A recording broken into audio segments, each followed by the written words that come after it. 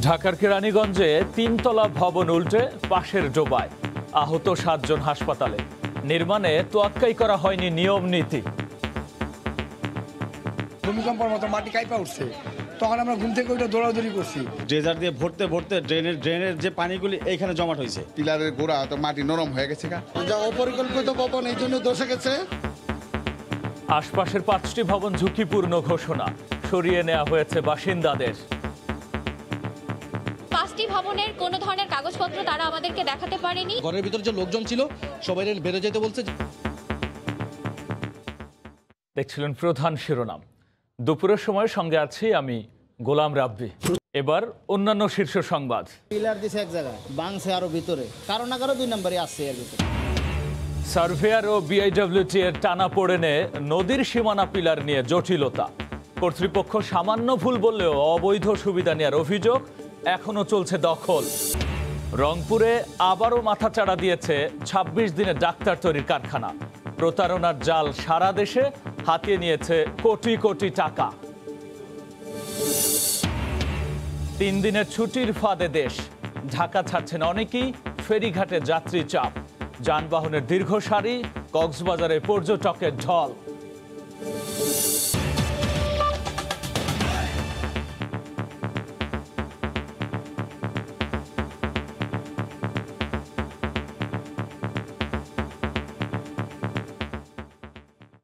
ঢাকার কেরানীগঞ্জে তিনতলা একটি ভবন উল্টে পড়েছে পাশের এক ডোবায়।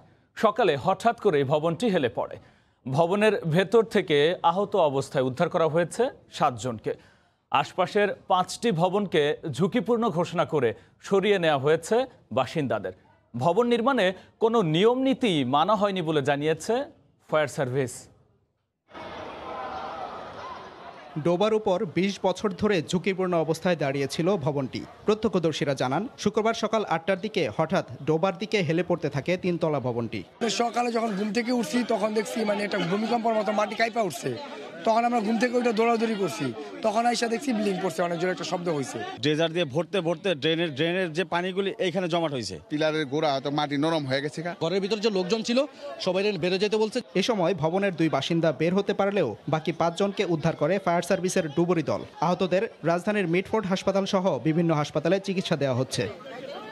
ক্ষতিগ্রস্ত ভবনের পাশের ভবনেও দেখা দিয়েছে ফাটল। আশপাশের 5টি ভবন ঝুঁকিপূর্ণ ঘোষণা করে বাসিন্দাদের সরিয়ে দেওয়া হয়েছে। গ্যাস বিদ্যুৎ সংযোগও বিচ্ছিন্ন করা হয়েছে।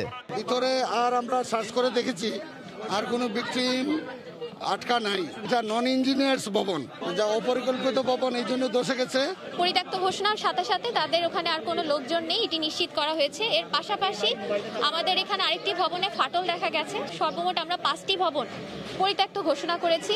ধসে পড়া ভবনটি নির্মাণে কোনো ধরনের বিল্ডিং কোড না মানায় মালিকের বিরুদ্ধে আইনি ব্যবস্থা নেওয়া হবে বলে জানান নির্বাহী ম্যাজিস্ট্রেট সাদিকুর রহমান। সময় সংবাদ, ঢাকা। এই মুহূর্তে ঘটনাস্থলে আছেন সহকর্মী সালাউদ্দিন সুমন। এখনকার অবস্থা জানতে সরাসরি যুক্ত হচ্ছে তার সঙ্গে। সুমন। রাব্বি, দেখুন আসলে কি ভয়াবহ একটি ঘটনা। পুরো 3 তলা একটি বিল্ডিং ঠিক এভাবে এখান থেকে উল্টে একেবারে জলাশয়ে পড়ে গেছে। সকালের ঘটনাটি তো আপনি জানেন। আর এখন এই অবস্থা দেখুন যে এখানে কিন্তু এই বিল্ডিং যে ধসে গেছে এখান থেকে, সেটি দেখার জন্য কিন্তু এখানে আশপাশের অনেক মানুষজন এসেছেন। পুলিশ তাদের ভিড় কিন্তু ঠেকাতে পারছেন না। এখানে পুলিশ সদস্যরাও রয়েছেন। আর আপনি জেনে থাকবেন যে এই ভবন থেকে কিন্তু সকালেই 5 জনকে উদ্ধার করে নিয়ে যাওয়া হয়েছে হাসপাতালে চিকিৎসার জন্য, আর আহত হয়েছেন তারা। আর পাশাপাশি আরেকটি বিষয় জানিয়ে রাখি যে এখানকার যে উদ্ধার তৎপরতা, সকালে যখন এই ভবনটি ধসে পড়ে যায় এরপর ফায়ার সার্ভিস আসার আগেই কিন্তু এলাকার মানুষজন এখানে ছুটে আসেন এবং তারা এখানে মই লাগিয়ে ভেতরে যারা বাসিন্দারা ছিলেন তাদের চিৎকার শুনে তারা সেখানে যান এবং তাদেরকে উদ্ধার তৎপরতা চালান। পরবর্তীতে কিন্তু ফায়ার সার্ভিসের লোকজন এসে তাদের সাথে একসাথে এখান থেকে উদ্ধার তৎপরতা চালান। আর এর আশপাশে যে ভবনগুলো ভবনগুলো দেখছেন, বেশ কয়েকটি ভবন, বিশেষ করে এখানে 5টি ভবন খুবই ঝুঁকিপূর্ণ। এখন যে ভবনটি দেখতে পাচ্ছেন এপাশ থেকে দেখা একটু তাহলে পরিষ্কার হবেন যে এই বিল্ডিংটি কতটা ঝুঁকিপূর্ণ অবস্থায় রয়েছে। দেখুন এর দেয়ালে এখন কিন্তু বিশাল একটি ফাটল দেখা দিয়েছে। এই বিল্ডিংটিও করা হয়েছে, এখানে যে জলাশয় রয়েছে এই জলাশয়ের উপরে এই বিল্ডিংয়ের 80% আছে জলাশয়ের উপরে। বলা যায় যে শতভাগই এখন যেটি দেখতে পাচ্ছি, যেটি কিন্তু কলাম তুলে হালকা করে একটি এত বড় একটি বিল্ডিং তোলা হয়েছে এই জলাশয়ের উপরে। এখানে এটি কিন্তু এই যে কলামগুলো, সেগুলো কলামও কিন্তু বেঁকে গেছে। পাশাপাশি এই যে ভবনটি দেখতে পাচ্ছেন এই ভবনটিও পরিত্যক্ত ঘোষণা করা হয়েছে। এখানকার মানুষজনদের বলা হয়েছে এই বাসায় না থাকার জন্য। তাদেরকে 1 ঘন্টা সময় দেওয়া হয়েছিল দুপুর 1টা পর্যন্ত। 12টা থেকে 1টার মধ্যে তাদেরকে সব কিছু নিয়ে চলে যেতে বলা হয়েছে, কিন্তু তারা কিছুক্ষণ আগেও দেখেছি যে এই বাসার মধ্যে ঢুকছেন এবং বেরোচ্ছেন। এই যে সবচেয়ে ঝুঁকিপূর্ণ ভবন এটি, যেটিতে ফাটল দেখতে পাচ্ছেন, এখানেও কিন্তু কিছুক্ষণ আগেও এই বাড়ির বাসিন্দা প্রবেশ করেছিলেন। এখানে পুলিশ সদস্যরা তাকে ডেকে বের করে দিয়েছেন। এখানে এসেছিলেন এখানকার সাব স্টেশন ইঞ্জিনিয়ার একজন এসেছিলেন, তিনি কিন্তু জানিয়েছেন যে এখানকার শুধু এই 5টি বা 6টি ভবন ঝুঁকিপূর্ণ তা কিন্তু নয়, এর পাশাপাশি আরও কিছু ভবন তিনি দেখছেন যেগুলো ঝুঁকিপূর্ণ। তিনি সেগুলোর ব্যাপারে জরিপ চালানো হবে বলে সরকারের পক্ষ থেকে তিনি বলছেন যে জরিপ চালানোর পরপর সেই ভবনগুলো কাগজপত্র তারা দেখবেন, দেখার পরে যদি সেই ভবনগুলো যদি তারা ঝুঁকিপূর্ণ হিসেবে দেখেন তাহলে সেগুলোর ব্যাপারেও ব্যবস্থা নেবেন। সে ধরনের কথা কিন্তু সেই ইঞ্জিনিয়ার আমাদেরকে জানিয়েছেন। পাশাপাশি বলে রাখি এখানে পুলিশের যে সদস্যরা রয়েছেন তারা কিন্তু বলছেন যে এখানে এখন যে মানুষজন আছেন সেই ভিড় সামলানোটা কঠিন হয়ে যাচ্ছে। অনেক এখানে আসার যে রাস্তাগুলো রয়েছে সেই রাস্তাগুলো তো কিন্তু বন্ধ করে দেওয়ার পরেও কিছু মানুষ এখানে আসছেন, যেহেতু ঝুঁকিপূর্ণ এলাকা সেহেতু এখানে আসতে তারা বারণ করছেন। এই ছিল এখান থেকে সব শেষ খবরাখবর। রাব্বি। কেরানীগঞ্জে ভবন ধসের সর্বশেষ নিয়ে যুক্ত হয়েছিলেন সহকর্মী সালাউদ্দিন সুমন। এদিকে ঢাকার চারপাশের নদী দখলমুক্তের অভিযানের মধ্যেই তীররক্ষায় সীমানা পিলার বসানো নিয়েই প্রশ্ন উঠেছে। সদরঘাট এলাকার শ্যামবাজারে নদীর 20 ফুট জায়গা না ছেড়েই স্থায়ী সীমানা পিলার বসানোর এমন অভিযোগ উঠেছে বিআইডব্লিউটি এর সার্ভেয়ারদের বিরুদ্ধে। এদিকে উচ্ছেদ অভিযানের মধ্যেই ফের নদী দখল করে ইটভাটা ও নদী ভরাটের প্রমাণ মিলেছে তুরাগের সাভার অংশে। বিআইডব্লিউটি এর চেয়ারম্যান বলছেন, সীমানা পিলার নিয়ে কোনো অনিয়ম হলে কাউকেই ছাড় দেওয়া হবে না। মাহমুদ রাকিবের রিপোর্ট। সদরঘাটের পাশেই শ্যামবাজারের ফরাসগঞ্জে উচ্ছেদ অভিযানের আগে এখানে স্থায়ী সীমানা পিলার বসানো হয়, কিন্তু উচ্ছেদ অভিযানে এসে আরও 20 থেকে 25 ফুট ভিতরে গিয়ে নতুন করে ওই জায়গা পর্যন্ত সীমানা চিহ্নিত করা হয় এবং এই 7তলা ভবনটিও আরও 20 থেকে 25 ফুট ভিতরে গিয়ে নতুন করে পুনঃচিহ্নিতকরণ করা হয়। নতুন দাগে গত 15ই ফেব্রুয়ারি ওই ভবনে উচ্ছেদ চালায় বিএডব্লিউটি এর ঢাকা বন্দর কর্তৃপক্ষ। গুড়িয়ে দেওয়া হয় স্থায়ী সীমানা পিলার থেকে আরও প্রায় 20 ফুট বাইরের অংশ। উচ্ছেদের নেতৃত্বে থাকা কর্মকর্তা সেদিন জানান, সার্ভেয়ার ও ঠিকাদাররা নদী থেকে 56 ফুটের পরিবর্তে ভুল করে 20 ফুট কম দূরত্বে সীমানা পিলার বসিয়েছে। পূর্ব পাশে হলে 2টি সীমানা পিলার রয়েছে, সেখানে প্রথম সীমানা পিলারের পরে 56 ফিট পরে আরেকটা সীমানা পিলার বসবে। সেই জায়গাটা আমরা অ্যালাইনমেন্ট দিয়ে এসেছি। ঢাকার চারিদিকে সীমানা পিলার হচ্ছে, সেখানে সামান্য ভুল ত্রুটি কন্ট্রাক্টররা করতেই পারে। মহানগর জরিপের ম্যাপে এ বক্তব্যের প্রমাণও মেলে। অবশ্য সীমানা নির্ধারণ ও পিলার বসানো প্রকল্পের নির্বাহী প্রকৌশলী ভুল স্বীকার করতে নারাজ। কিছুটা অবাক করে তিনি দাবি করলেন, লোকালয়ের পিলারটি সঠিক জায়গাতেই বসেছে, বরং নদীর জায়গা আরও কমবে। আমরা চেক দিয়ে দেখেছি আমাদের পিলারের অবস্থান সঠিক আছে। এখানে তাৎক্ষণিক ফিল্ডে যারা উপস্থিত থেকে এটা মেজারমেন্ট করছে তাদের ভুল বোঝাবুঝি। কান্ট্রি সাইড পিলার থেকে রিভার সাইড একটা পিলার আসছে, 2টা পিলারের মাঝখানে গ্যাপ 56 ফিট। এই 56 ফিট গ্যাপে যদি আমি পিলারটা দিতে যাই সেক্ষেত্রে পিলারটি রাস্তার মাঝখানে পড়বে, ফলে যাতায়াতের জন্য বিঘ্ন ঘটবে। সার্ভেয়ার আর ঢাকা বন্দর কর্তৃপক্ষের এমন রশি টানাটানিতে ক্ষুব্ধ ক্ষতিগ্রস্তরা। পিলার দিছে এক জায়গায়, বাংছে আরও ভিতরে। ওই হিসাবে বলতে গেলে পিলার আলা 2 নম্বরই গেছে। আর যদি এই পিলার ঠিক থাকে তাহলে ম্যাজিস্ট্রেটের ভুল আছে, কারণ না কারো 2 নম্বরই আছে এর ভিতরে। শ্যামবাজারে যখন এই দুরবস্থা, তখন রাজধানীর বসিলা ও ঢাকা উদ্যানের অপর পাশ সাভার অংশে গিয়ে দেখা যায় স্থায়ী সীমানা পিলারের মধ্যে নদী দখল করে চলছে ইটভাটার ব্যবসা। পাশে আবার নতুন করে চলছে বালু ভরাটের কাজও। অনিয়মের চিত্র সংস্থাটির চেয়ারম্যানের নজরে আনলে তিনি ব্যবস্থা নেওয়ার আশ্বাস দেন।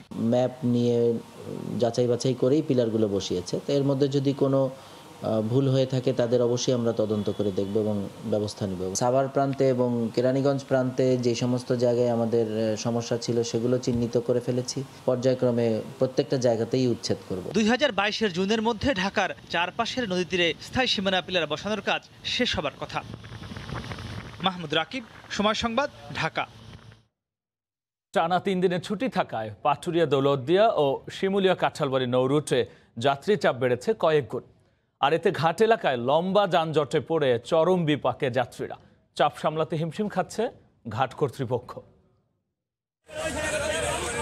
21শে ফেব্রুয়ারি ও সাপ্তাহিক ছুটির দিন সহ টানা 3 দিনের ছুটি। সেই সুযোগে প্রিয়জনদের সঙ্গে দেখা করতে বাড়ি যাচ্ছেন অনেকেই। তাতে যাত্রীদের উপচে পড়া ভিড় ঘাট এলাকায়। দক্ষিণাঞ্চলের অন্যতম প্রবেশদ্বার মুন্সিগঞ্জের শিমুলিয়া ঘাটে শুক্রবার সকাল থেকেই যাত্রীদের উপচে পড়া ভিড়। 21 জেলার মানুষ পারাপারে হিমশিম খাচ্ছে ফেরি, লঞ্চ ও স্পিডবোটগুলো। এ রুটের 17টির মধ্যে 15টি ফেরি সচল রাখা হয়েছে।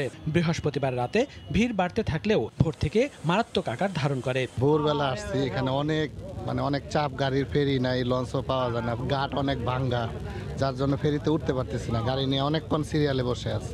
বাচ্চা কাচ্চা নিয়েও খুব কষ্টে আছে। এখানে ঘাটের কোনো সুযোগ সুবিধা নেই, বসার মতো কোনো ব্যবস্থা নাই। আমাদের সাথে মহিলা আছে, যাত্রী আছে, কিন্তু দেখা যায় যে কোনো টয়লেটের ব্যবস্থা। পাটুরিয়া ঘাট কর্তৃপক্ষ জানায়, টানা সরকারি ছুটি শুরু হওয়ায় ভোর থেকেই যানবাহনের চাপ বাড়তে থাকে এই নৌ রুটে। বেলা বাড়ার সঙ্গে সঙ্গে চাপ আরও বেড়ে যায়। যানবাহনের তুলনায় ফেরির সংখ্যা কম হওয়ায় ঘাটে অপেক্ষমান যানবাহনের সংখ্যা বেড়ে সৃষ্টি হচ্ছে যানজট। তবে অ্যাম্বুলেন্স, ছোট যানবাহন ও পরিবহন সহ অতি জরুরি যানবাহনকে অগ্রাধিকার দেওয়া হচ্ছে। ভীষণ যানজট আছে এখানে, প্রায় 1-1.5 ঘন্টা যাবত কোনো গাড়ি টানতেছে না। বিষয়টা বুঝতেছে না কি কারণ। 3 দিন ছুটি দেখে বাসায় যাওয়ার চিন্তা করছি, সো এখন আরো কতক্ষণ লাগবে বুঝতেছি না। 4-5 ঘন্টা ধরে এখানে আছি প্রায়, এখন পর্যন্ত বলা যাচ্ছে না আসলে বাসায় কখন পৌঁছতে পারবো। সকালবেলা এটা নাজেহাল অবস্থা, অনেক দীর্ঘ লাইন পড়ে গেছে গাড়ির। ফেরির কি সমস্যা জানি না, এটা দেখার জন্য একটু আগে আসলাম। 1 ঘন্টা জায়গা 5 ঘন্টা লাগে যায়। এভাবে কি মানুষ চলাচল করতে পারে? এভাবে কি চলে? দেশের দক্ষিণ ও দক্ষিণ পশ্চিমাঞ্চলের মানুষ ও যানবাহন পারাপারের জন্য পাটুরিয়া দৌলতদিয়া নৌরুটে 16টি ফেরি ও 22টি লঞ্চ এবং শিমুলিয়া কাঁঠালবাড়ি নৌরুটে 15টি ফেরি, 87টি লঞ্চ এবং 450টি স্পিডবোট চলাচল করছে। মনিরুজ্জামান প্রান্ত, সময় সংবাদ। এ বিষয়ে বিস্তারিত জানাতে শিমুলিয়া ঘাট থেকে সরাসরি যুক্ত হচ্ছেন সহকর্মী নাসিরউদ্দিন উজ্জ্বল। উজ্জ্বল, রাব্বি, এই শিমুলিয়া কিন্তু দুর্ভোগ বেড়েই চলেছে। আগে যে অবস্থা ছিল কোনো কোনো ক্ষেত্রে তার চেয়েও কিন্তু দুর্ভোগ বেড়ে গিয়েছে। এখানে যে 15টি ফেরি দিয়ে পারাপার চলছিল তার মধ্যে একটি রোরো ফেরি শাহ মখদুম, সেটি কিন্তু বিকল হয়ে গেছে। এখন কিন্তু বহরের 17টি ফেরির মধ্যে 14টি ফেরি দিয়ে পারাপার করতে হচ্ছে। সে কারণে বোঝাই যাচ্ছে যে যানবাহন যেভাবে আসছে সেভাবে কিন্তু ফেরিগুলো পারাপার করে কুলিয়ে উঠতে পারছে না। আর এত মানুষের স্রোত পড়েছে যে 87টি লঞ্চ তারা কিন্তু হরদম পারাপার করছে, এত অতিরিক্ত বেশি যাত্রী পারাপার করছে। তারপরে কিন্তু যে ভিড় সেটি এখনো কমে আসেনি। স্পিড বোট যে 450 আছে সেগুলো চলছে এবং শতাধিক ট্রলার, সেই ট্রলারগুলো কিন্তু যানবাহন পারাপার করে যাচ্ছে। এদিকে যেসব যানবাহন এখানে পারাপারের জন্য সেই বোট থেকে অপেক্ষা করছে সেই সারির লাইন এখন আরো বেশি দীর্ঘ হচ্ছে। এদিকে যে পণ্যবাহী ট্রাকগুলো আছে কয়েকদিন ধরে অপেক্ষা করছে পারাপারের জন্য, সেগুলো কিন্তু এখনো লাইনে অপেক্ষা করছে। এসব কারণে কিন্তু এদিকে কিছু পরপরই নানা রকম বিশৃঙ্খল ঘটনা ঘটছে। পুলিশ কিন্তু সেগুলো কন্ট্রোল করার চেষ্টা করেও কিন্তু অনেক ক্ষেত্রে ব্যর্থ হচ্ছে। যে গুরুত্বপূর্ণ অনেক ব্যক্তি বা জরুরি অ্যাম্বুলেন্স এবং জরুরি যানবাহন সেগুলো কিন্তু আগে পারাপার করতে পারছে না। ট্রাক চালকরা আড়াআড়ি করে বিভিন্ন জায়গায় ব্যারিকেড তৈরি করছে এবং অনেক যারা অপেক্ষমান আছেন তারা বলছেন যে তাদের দুর্ভোগ অনেক, সেগুলো লাঘব না হয়ে যে আগে অনেক গাড়ি ছেড়ে দেওয়া হচ্ছে, এইসব অভিযোগে কিন্তু নানা রকম এখানে বিক্ষোভও হয়েছে, বিশৃঙ্খলা এবং ক্ষুব্ধ মনোভাব প্রকাশ করেছেন। বিআইডব্লিউ টিসি বলছে যে তারা যে পুরনো মান্দাত আমলের যেসব ফেরি আছে সেগুলো দিয়ে চালানোর চেষ্টা করছেন, কিন্তু এই পদ্মা যে প্রায় 10.5 কিলোমিটার সেই পদ্মা পাড়ি দিতে যে তাদের ফেরিগুলোর চেষ্টা চালিয়ে যাচ্ছেন, আর বেশি চেষ্টা চালাতে গিয়ে ফেরিটি বিকল হয়েছে। আর আগে যে ফেরিটি বিকল হয়েছে সেটিও বেশ কিছুদিন হয়ে গেছে, সেটিও মেরামত করা সম্ভব হয়নি। এদিকে যে মাওয়া ঢাকা এক্সপ্রেসওয়ে রোড, সেই রোডটি ভালো থাকবার কারণে কিন্তু এই দিকে বেশিরভাগ যানবাহন আসছে এবং তারা দ্রুত গন্তব্যে পৌঁছার জন্য আসছে, কিন্তু এসে এখানে যে দুর্ভোগে পড়েছে এই যে শিমুলিয়া নদী বন্দর, সেখানে কিন্তু নানা রকম সুযোগ সুবিধা থাকবার কথা ছিল, সেগুলো থেকে যাত্রীরা বঞ্চিত। এই সবকিছু মিলিয়ে শিমুলিয়া ঘাটের এখন দুর্ভোগ চরম আকার ধারণ করেছে। রাব্বি, এই মুন্সিগঞ্জের শিমুলিয়া ঘাট থেকে সরাসরি যুক্ত হয়েছিলেন সহকর্মী নাসির উদ্দিন উজ্জ্বল। এদিকে টানা 3 দিনের ছুটি বদলে দিয়েছে কক্সবাজার সমুদ্র সৈকতের চিত্র। দলে দলে আসছেন পর্যটক, ঠাঁই নেই যেন কোথাও। ব্যস্ত সময় পার করছেন সৈকতের ফটোগ্রাফার, ঘোড়াওয়ালা ও জেড স্কি চালকরা। আর নিরাপত্তায় সার্বক্ষণিক দায়িত্ব পালন করছেন ট্যুরিস্ট পুলিশ। সপ্তাহের অন্য ছুটির দিনের চেয়ে একটু আলাদা যেন, কারণ টানা 3 দিন সরকারি ছুটিতে কক্সবাজার পরিণত হয়েছে উৎসবের নগরীতে। আনন্দে মাতোয়ারা পর্যটকেরা পাল্টে দিয়েছে সৈকতের দৃশ্যপট। তিল ধারণের ঠাঁই নেই সৈকতে, দলে দলে নামছেন তারা। প্রকৃতির বিশালতার কাছে যেন নিজেকে আত্মসমর্পণ। শুক্রবার শনিবার এই 21 ফেব্রুয়ারির কারণে আসা। ছুটি পেয়েছি তখনই আর কি চলে এসেছি কক্সবাজারে এই সুন্দর সমুদ্র উপভোগ করার জন্য। আমরা এই ছুটিতে কক্সবাজার ঘুরতে আসি, ফ্রেন্ড সার্কেল মিলে খুব এনজয় করছি দিনটা। ছুটি পড়লেই আমরা কক্সবাজার বেড়াতে আসি, খুবই ভালো লাগে। আমার মতে 50 বার আসলেও কক্সবাজার অনেক ভালো লাগবে। ব্যস্ত সময় পার করছেন সৈকতের ফটোগ্রাফার, ঘোড়াওয়ালা ও জেড স্কি চালকরা। পর্যটকেরা আমাদের ঘোড়ার উপরে উঠে চড়তেছে, তার জন্য আমাদের ইনকাম হইতেছে। জেড স্কিতে চড়তেছে, ছবি তুলতেছে, জাস্ট মজা করতেছে, প্রচুর আমাদের ইনকাম ভালো হচ্ছে। খুব ভালো ব্যবসা চলতেছে, সকাল থেকে আমরা অনেক বিজি। একই সঙ্গে নিরাপত্তায় বিচ বাইক যোগে টহল দিচ্ছে ট্যুরিস্ট পুলিশ। পুরো হোটেল মোটেল জোন থেকে শুরু করে কক্সবাজারের প্রত্যেকটা পর্যটন স্পটে ট্যুরিস্টদের জানমালের যাতে কোনো ক্ষয়ক্ষতি না হয় সেই জন্য আমরা সাদা পোশাকে পুলিশ মোতায়েন করেছি। শুধু হোটেল ও বালিয়াড়ি নয়, পর্যটন spot Inani, Saint Martin, Himchhari, রামুর রামকোট, পাতুয়ার টেক সৈকত দেখতেও ভিড় জমাচ্ছেন পর্যটকরা। সময় সংবাদ, কক্সবাজার। 1000 বছরেরও বেশি পুরনো নিখুঁত স্থাপনা, আজও দর্শনার্থীদের মন কাড়ে পাহাড়পুর বৌদ্ধবিহার।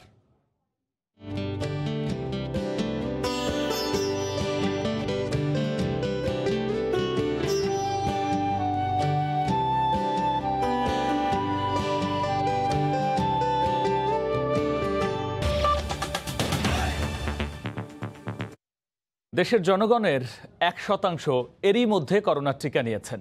আইইডিসিআর বলছে পৃথিবীতে খুব কম সংখ্যক দেশেই পেরেছে এমন সফলতা অর্জন করতে। সকালে রাজধানীতে বাংলাদেশ হেলথ রিপোর্টার্স ফোরামের সংলাপে উঠে আসে দেশের করোনা পরিস্থিতির এ সার্বিক চিত্র। অনুষ্ঠানে বিশেষজ্ঞরা বলেন, টিকা নিলেও শতভাগ সুরক্ষার জন্য স্বাস্থ্যবিধি মেনে চলার বিকল্প নেই। প্রথম দিকে করোনার টিকা নিতে আগ্রহ কম দেখালেও এখন দ্বিগুণ উৎসাহে টিকা নিচ্ছে সাধারণ মানুষ। কোনো কোনো কেন্দ্রে লক্ষ্যমাত্রার 1.5 গুণ পর্যন্ত টিকা নিতে ভিড় করছেন আগ্রহীরা। পৃথিবীতে অল্প কয়েকটি দেশ তার মোট জনসংখ্যার 1% টিকা নিশ্চিত করেছে, তার মধ্যে বাংলাদেশ অন্যতম। বাংলাদেশ হেলথ রিপোর্টার্স ফোরামের করোনা নিয়ে দ্বিতীয় সংলাপে এ তথ্য জানান আইইডিসিআর এর প্রধান বৈজ্ঞানিক কর্মকর্তা। খুব অল্প দেশ নিজের জনসংখ্যার 1%-এর ভ্যাকসিন কমপ্লিট করেছে। আমাদের 18,48,000 মানে 1.0 সামথিং। এই 18 লক্ষ মানুষ বা 18.5 লক্ষ মানুষকে যে আমরা ভ্যাকসিনটা দিয়েছি, আপনারা দেখেছেন এখন মানুষ দলে দলে ভ্যাকসিন নিচ্ছে। এই ভ্যাকসিনের টেম্পোটা আমাদের ধরে রাখতে আপনাদের সবাইকে সহায়তা করতে হবে। টিকার অধিক কার্যকারিতা নিশ্চিতে 2টি ডোজের ব্যবধান 8 সপ্তাহের পরিবর্তে 12 সপ্তাহে উন্নীত করার তাগিদ দিয়েছে বিএমএ। সরকার এটাকে 8 সপ্তাহে নিয়ে গেছে, তবে এটা 12 সপ্তাহ হলে সব থেকে ভালো হয়। আমরা সবচাইতে বেশি আপনার ইমিউনিটি মানে প্রতিরোধ ক্ষমতা যেটা মানুষের মধ্যে, সেই প্রতিরোধ ক্ষমতাটা তৈরি করতে সক্ষম হব। এখন যেভাবে ভ্যাকসিন মানুষ নিচ্ছে এবং সরকার দিতে পারছে, তাতে কিন্তু এটা সম্ভব। টিকা দিচ্ছি আর তো করোনা হবে না, এটাও কিন্তু ঠিক না, কারণ 100% তো প্রোটেকশন দিচ্ছে না। সুতরাং টিকা অবশ্যই নেব, মাস্ক অবশ্যই পরবো। এখন অনেক জায়গায় রিসার্চ করে তারা এই কথাই বলতে চাচ্ছেন যে ডাবল মাস্ক পরলে কিন্তু আরো ভালো। সুতরাং আমরা যারা পারি চেষ্টা করবো ডাবল মাস্ক পরবো, হাত ধোয়ার চর্চা অবশ্যই চালু রাখবো। একটানা 60 লাখ টিকা দেওয়ার 8 সপ্তাহ পর দ্বিতীয় ডোজ দিতে সরকারের নতুন সিদ্ধান্তের কথা জানান আইইডিসিআর এর প্রধান বৈজ্ঞানিক কর্মকর্তা মুজাহিদ শুভ। সময় সংবাদে খবর প্রচারের পর 2018 সালে 10,100 টাকায় 26 দিনে ডাক্তার তৈরির সেই কারখানা সিলগালা করে বন্ধ করে দিয়েছিল রংপুর জেলা প্রশাসন। কিন্তু সামান্য কৌশলে কিছুদিনের মধ্যে পাশের একটি ভবন ভাড়া নিয়ে বিপিজিএ নামে সেই ভুইফোর সংস্থাটি গত 2 বছরে ডালপালা ছড়িয়েছে সারা দেশে। জেলা এবং উপজেলা পর্যায়ে শাখা খুলে কোটি কোটি টাকা হাতিয়ে প্রতারণার মাধ্যমে অর্জিত টাকা ভাগাভাগি নিয়ে দুটি পক্ষের রেষারেষিতে বেরিয়ে পড়ে থলের বেড়াল। শাকিল মাহমুদের ক্যামেরায় রতন সরকার রিপোর্ট। 2018 সালে শুধুমাত্র রংপুর কেন্দ্রিক ছিল প্রতারণার এই চক্র। নামের সঙ্গে ডাক্তার লেখা যাবে এই প্রলোভন দিয়ে 26 দিনের ট্রেনিং শেষে সার্টিফিকেট বাণিজ্য করে 1200 জনের কাছ থেকে কোটি টাকা হাতিয়ে নেওয়ার অভিযোগ ওঠায় সিভিল সার্জনের লিখিত অভিযোগে অবৈধ প্রতিষ্ঠানটি সিলগালা করে দেয় জেলা প্রশাসন। কিন্তু কিছুদিনের মধ্যেই পাশের একটি ভবনে কার্যক্রম শুরুই শুধু নয়, দেশব্যাপী প্রতারণার জাল ছড়িয়ে দেন রাকিবুল ইসলাম তুহিন। ঢাকা, চট্টগ্রাম, খুলনা, রাজশাহী সহ বিভিন্ন জেলা ও উপজেলা পর্যায়ে বাংলাদেশ প্যারামেডিক্যাল ডাক্তার অ্যাসোসিয়েশন বিপিডিএ নামে শাখা খুলে কোটি কোটি টাকা হাতিয়ে নেয় তার চক্র। কিন্তু টাকার ভাগাভাগি নিয়ে দুই পক্ষের মতবিরোধ দেখা দিলে সামাজিক যোগাযোগ মাধ্যমে নিজেদের গোমর ফাঁস করে দেন এর সভাপতি ডাক্তার RM রনি। এই সংগঠনের লাইসেন্স রেজিস্ট্রেশন নিয়েছে এই বাবদ 5 কোটি টাকার বিনিময়ে এবং দলীয় কর্মীদের কাছ থেকে সে টাকা হাতিয়ে নিয়েছে। মহাসচিব রাকিবুল ইসলাম তুহিনের সঙ্গে ফোনে যোগাযোগ করা হলে এ নিয়ে তিনি কথা বলবেন না বলে জানিয়ে দেন। আমি আপনার সাথে বিষয়টা নিয়ে আপনি টোটাল বিষয়টা অফিসিয়ালি দেখেন, আমি এই বিষয়ে কথা বলতে চাচ্ছি না ভাই। জনস্বাস্থ্যের জন্য হুমকি হওয়া সত্ত্বেও আবারও সাইনবোর্ড ঝুলিয়ে প্রতারণার জাল বিস্তার করায় উদ্বিগ্ন সংশ্লিষ্টরা। MBBS ডিগ্রির নিচে কেউই ডাক্তার পরিচয় দিতে পারে না, পারার কথাও না। আসলে ব্যবস্থাপনাটা এবং নিয়ন্ত্রণ থাকা দরকার স্বাস্থ্য মন্ত্রণালয়ের বলে আমি মনে করি। এ অবস্থায় অবৈধ প্রতিষ্ঠানটির বিরুদ্ধে আবারও ব্যবস্থা গ্রহণের আশ্বাস জেলা প্রশাসক ও সিভিল সার্জনের। না, এরা ডাক্তার লিখতে পারে না, এটা একটা প্রতারণা। যারা সাধারণ জনগণ তাদের জন্য এটা একটা ঝুঁকির বিষয়, সেজন্য এটা আমরা অবশ্যই দ্রুত ব্যবস্থা নেব। সরকারের বিভিন্ন গুরুত্বপূর্ণ কর্তা ব্যক্তির নাম ও ছবি ব্যবহার করে অবৈধ প্রতিষ্ঠানটি 8টি বিভাগে 35টি জেলায় ও 60টির বেশি উপজেলায় 100টির বেশি শাখা খুলে প্রতারণা করার অভিযোগ করেছেন সংগঠনটির খোদ সভাপতি। রতন সরকার, সময় সংবাদ, রংপুর। মাওয়া মৎস্য আড়তে পদ্মার ইলিশে ভরপুর। শীত মৌসুম শেষ হওয়ায় চাহিদা বেড়েছে ইলিশে। সরবরাহের তুলনায় ক্রেতা বেশি থাকায় ইলিশের চড়া দাম হাঁকা হচ্ছে। বড় আকারের ইলিশ বিক্রি হচ্ছে কেজিতে 1100 টাকা পর্যন্ত। ভোরেই হাকডাক মুন্সিগঞ্জের মাওয়া ইলিশের আড়তে। ভোরেই তাজা ইলিশের সয়লাভ আড়তগুলো। ইলিশের হাটে ফরমালিন মুক্ত পদ্মার তাজা মাছের জন্য ক্রেতা বিক্রেতাদের ভিড় থাকে সব সময়। তবে সরবরাহের তুলনায় ক্রেতা বেশি থাকায় ইলিশের দাম চড়া। মানুষের চাহিদা বেশি, মাছ হচ্ছে কম, দাম একটু বেশি। 800 থেকে 850 টাকা কেজি, আজকে আপনার 900 থেকে 950 টাকা কেজি। তবে মাছ যেরকম দাম তেরকম। ইলিশ মাছের দাম একটু বেশি সব মাছের থেকে। ব্যবসায়ীরা বলছেন কারেন্ট জালে উৎপাদন বিঘ্নিত হচ্ছে ইলিশের। 2 ঘন্টার হাটে প্রায় কোটি টাকার মাছ বিক্রি হয়, কিন্তু অর্ধ শতাব্দী প্রাচীন আড়তটির সংস্কার না হয় ক্ষোভ আড়তদারদের। আমাদের যে একটা মেন রাস্তা, সেই রাস্তাটা কেটে দিচ্ছে, আর মাছ এবং উৎপাদ নাম্বার সেই কোনো খাদ্য কোনো হইতেছে না। হাটে এখন ঝাঁকে ঝাঁকে নতুন ইলিশ আসতে শুরু করেছে। বড় ইলিশ কেজি 1000 থেকে 1100 টাকা, আর 700 থেকে 800 গ্রামের মাছ 700 থেকে 800 টাকায় বিক্রি হয়। 30 জুন পর্যন্ত 25 সেন্টিমিটারের ছোট ইলিশ নিষিদ্ধ করেছে সরকার। মৎস্য বিভাগ জানিয়েছে গেল মৌসুমে জেলেরা 2152 মেট্রিক টন ইলিশ শিকার করেছে।